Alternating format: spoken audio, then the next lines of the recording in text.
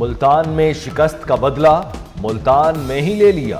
پاکستان نے دوسرے ٹیسٹ میں انگلینڈ کو 152 رن سے شکست دے دی۔ 3 میچوں کی سیریز 1-1 سے برابر۔ نعمان علی کی میچ میں 11 اور ساجد خان کی 9 وکٹیں۔ انگلینڈ ٹیم دوسری اننگز میں 144 رنز پر آل آؤٹ ہو گئی۔ ساجد خان مین آف دی میچ قرار۔ 3.5 سال بعد پاکستان کی ہوم گراؤنڈ پر یہ پہلی کامیابی ہے۔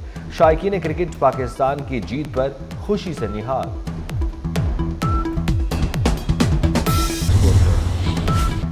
پاک انگلینڈ دوسرا ٹیسٹ سپن بالرز کے نام رہا۔ انگلینڈ کی تمام وکٹیں قومی ٹیم کے 2 سپن بالرز نے حاصل کی۔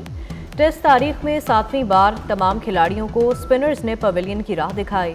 نعمان علی اور ساجد خان نے 52 سال بعد ٹیسٹ ریکارڈ برابر کر دیا۔ انگلینڈ اور آسٹریلیا دو بار جبکہ جنوبی افریقہ اور پاکستان 1 مرتبہ یہ کارنامہ پہلے بھی انجام دے چکے۔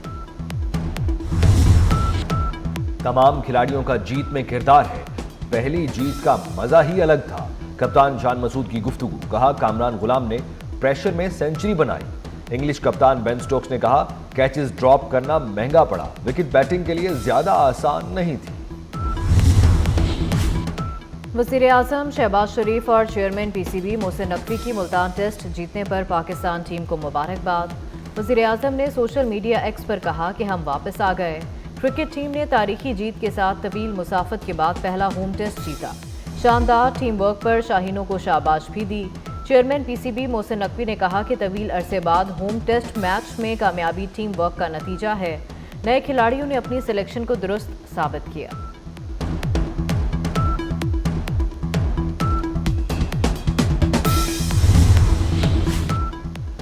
وزیر اعظم شہباز شریف نے امریکہ سے عافیہ صدیقی کی سزا معافی اور رہائی کا مطالبہ کر دیا۔ امریکی صدر جو بائیڈن کو خط لکھ دیا، کہا عافیہ صدیقی کو 86 سال قید کی سزا دی گئی۔ وہ 16 سال قید کی سزا کاٹ چکی ہیں۔ معاملے کو ہمدردی کی بنیادوں پر دیکھنے کی درخواست ایڈیشنل اٹارنی جنرل نے اسلام آباد ہائی کورٹ کو آگاہ کر دیا۔ جسٹس سردار اعجاز نے عافیہ صدیقی کی رہائی سے متعلق درخواست پر سماعت کی۔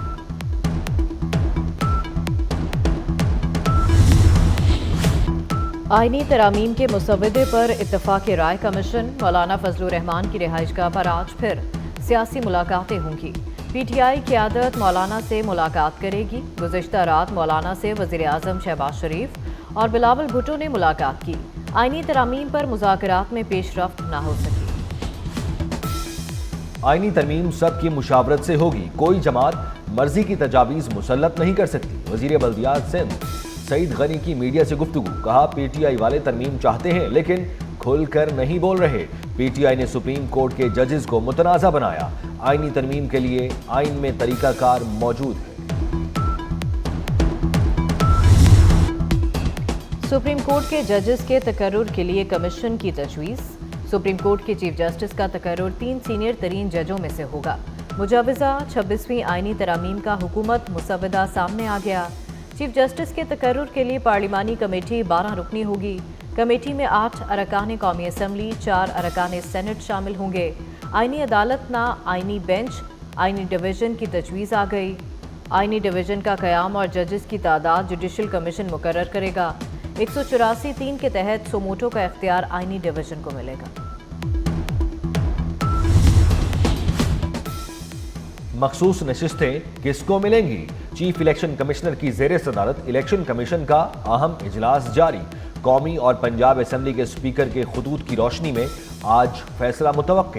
حکمران اتحاد اور جے یو آئی کو اضافی نشستیں ملنے سے ایوان میں 2/3 اکثریت مل جائے گی۔ پنجاب میں 2 روز کے لیے دفعہ 144 نافذ۔ جلسے، جلوسوں اور احتجاجی سرگرمیوں پر پابندی۔ آج اسکول، کالجز اور یونیورسٹیز بند، پرچے ملتوی۔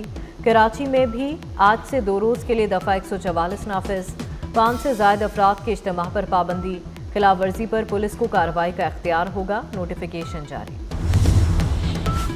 سرکاری ملازمین کے بچوں کے ملازمت کوٹا سے متعلق سپریم کورٹ کا اہم فیصلہ۔ اشتہار یا اوپن میرٹ کے بغیر بیوہ یا بچے کا سرکاری ملازمت میں کوٹا آئین سے متصادم قرار۔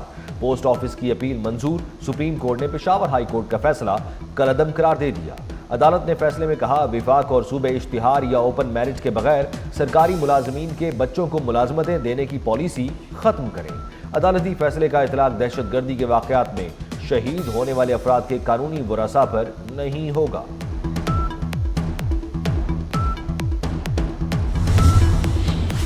Chairman peoples party Bilawal Bhutto Zardari کا سانحہ کارساز کے شہید جیالوں کو خراج عقیدت۔ اپنے پیغام میں کہا کہ کارساز حملہ سوچی سمجھی سازش تھی۔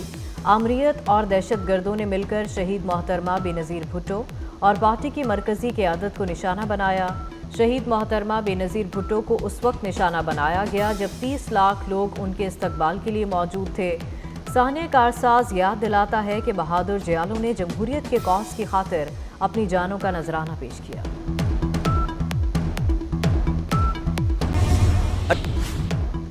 وزیر اعلیٰ سندھ مراد علی شاہ نے کہا سانحہ کارساز پر ہمارے دل آج بھی رنجیدہ ہیں۔ بے نظیر بھٹو شہید جیسا دوسرا لیڈر دوبارہ پیدا نہیں ہو سکتا۔ کارساز دھماکے کو 17 برس بیت گئے، المناک واقعے کے غم آج بھی تازہ۔ شہید بے نظیر بھٹو کی وطن واپسی پر دہشت گردی کے المناک واقعے میں 180 افراد جاں بحق اور سینکڑوں زخمی ہوئے۔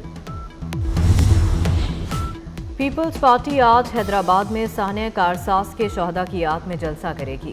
Chairman peoples party Bilawal Bhutto جلسے سے خطاب کریں گے۔ گڑھی خدا بخش بھٹو میں سانحہ کارساز کے شہداء کے مزارات پر فاتح خوانی، پھولوں کی چادریں چڑھائی گئیں۔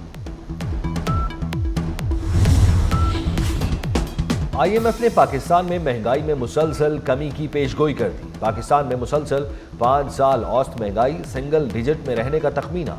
آئی ایم ایف کو رواں مالی سال پاکستان میں مہنگائی سنگل ڈیجٹ میں 9.5% رہنے کی توقع۔ رواں مالی سال کے لیے حکومت کی جانب سے اوسط مہنگائی کا ہدف ڈبل ڈیجٹ میں 12% مقرر۔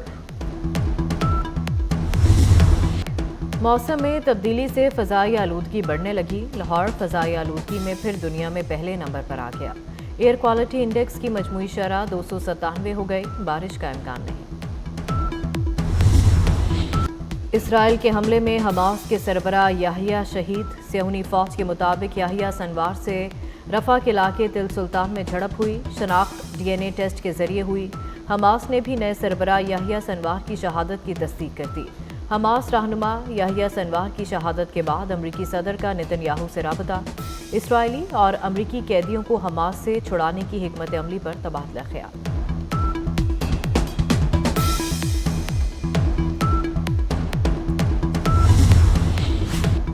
غزہ میں اسرائیل کے وحشیانہ حملے جاری۔ 24 گھنٹے میں اسرائیلی حملوں میں 29 فلسطینی شہید، 93 زخمی ہو گئے۔ شہداء کی مجموعی تعداد 42,438 ہو گئی، 99,249 زخمی۔ سکھ فار جسٹس کے رہنما گرپت ونت سنگھ پنو کو قتل کرنے کی ناکام سازش۔ امریکی محکمہ انصاف نے گرپت ونت سنگھ کے قتل کی سازش کے الزام میں بھارت کے خفیہ ایجنسی را کے اہلکار وکاس یادیو پر فرد جرم عائد کر دی۔ را اہلکار وکاس یادیو منی لانڈرنگ میں بھی ملوث ہے۔ گرپت ونت سنگھ پنو کا کہنا ہے کہ وکاس یادیو کو احکامات بھارت کی قومی سلامتی کے مشیر اجت دوول نے دیے تھے۔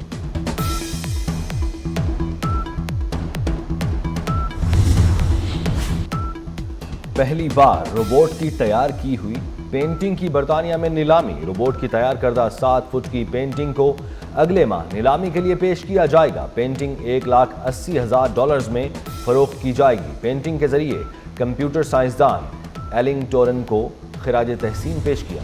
اور جانوروں کی زبان سمجھنے والی پراسرار لڑکی کی کہانی۔ بچی ننھے جانور کو خاندان سے منانے کے لیے خطرناک مہم پر نکل پڑی۔ ہالی ووڈ کی ایڈونچر سے بھرپور film the legend of Uchi کا ٹریلر جاری۔ فلم آئندہ سال 28 فروری کو سنیما گھروں کی زینت بنے گی۔